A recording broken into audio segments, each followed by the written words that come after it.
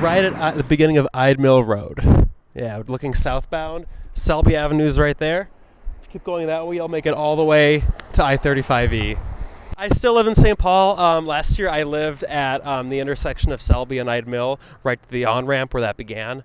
So I was right front and center where all the traffic and all the trucks started to go on Ide Mill from this residential neighborhood. I honestly do not understand it. I don't understand this road. I don't understand its design. Unless you're in a car going 50 miles an hour, it is pretty much inhospitable to human life.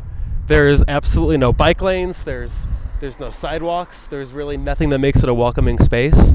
And it's a shame because it feels like a really missed opportunity. This is a natural trench going through the city. It's an old railway trench going through St. Paul. And it seems like the perfect spot to put a greenway or a trail or just have it connect with the rest of the city's biking and walking infrastructure.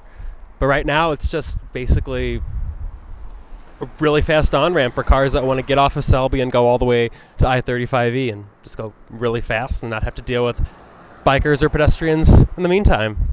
So I really like to bike. I am a very car light person. I do not like to drive, so pretty much wherever I need to go. I just graduated from McAllister. Pretty much everywhere I needed to go, I would be on bike or on foot. And this really makes it a really dangerous intersection to be around on bikes. So I've definitely tried. I've gone across the Selby Avenue Bridge going over here a couple of times on bike, and that's a pretty terrifying experience because you get so much really fast car traffic and there's no sidewalks on one side of the bridge.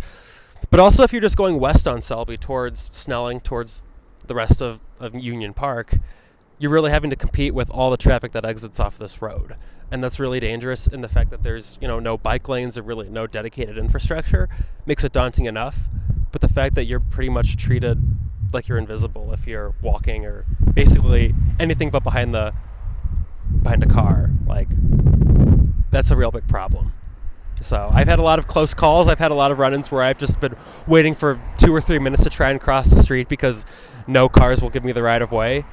And I don't know, it's a shame because you want your neighborhood to be accessible to everybody. And you want your neighborhood to be healthy and sustainable and something you can navigate without having to be behind the driver's seat and behind a steering wheel.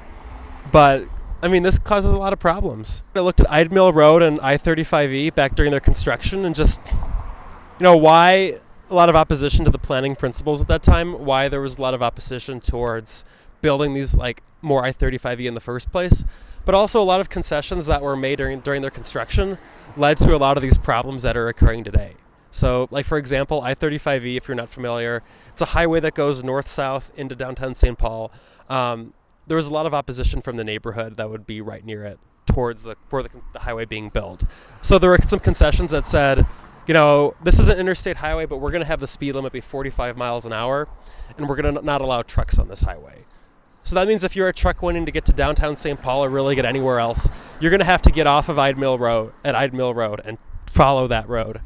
And since there's really no connection between Ide Mill Road and, say, I-94 or anywhere else, you're pretty much forced to get off at that intersection and go down Selby, down Snelling, and on an I-94 there.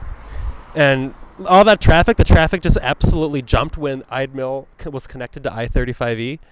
There was a lot of that truck traffic and a lot of that car traffic trying to get through.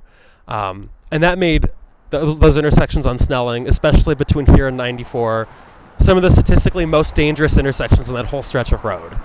So there have been some proposals coming from the city, coming from just neighborhood organizations saying, the reason that we have this problem here is because this road isn't connected all the way to I-94. That raises concerns of, do you want to build a whole new highway or do you want to actually expand this thing? And do you want to go through and take some property while at it? But I think if this thing is right now basically a freeway and it's treated like it's a residential road or just a local street that people can use. So unfortunately I have to say, if it's a freeway, treat it like it, connect it to I-94 directly so you don't have all of this traffic and these trucks bypassing through a residential neighborhood. At the same time, you also need to turn this into a greenway. Look, it's 2 lanes. It's not too high traffic right now because it's sort of at the end of rush hour. But there's a pretty wide median. There's a lot of right-of-way on both sides of the road, especially if you clear out all that brush over there. I see no reason why you can't, bring this together, it goes 2 lanes later on. I can't see why you don't just reduce it to 1 lane in each direction. Put a bike trail, a walkway, and a lot of green space, and just make it a nice greenway that connects all of St. Paul. So sure, this is a street that people will use to drive from one place to the other, and thing that people will use to get on the highway. But why not make it something that people can use to bike or walk on, or just a nice asset that the city could reclaim for everybody, especially people that don't really rely on automobiles. This road really creates the mindset that you can just... It's really contradictory to, I think, a lot of really good planning practices. This is not a street. This is not a part of the city that's built for people. That's built for automobiles. And I think that there was a lot of damage done to cities as we really prioritized the health of the automobile over the health of the person. And I think that if we want to start making some of those reversing some of those mistakes, we need to start actually taking a good hard look at, why do these roads exist? What are we using them for? Can we change them even if they'll make some people a little uncomfortable in the process?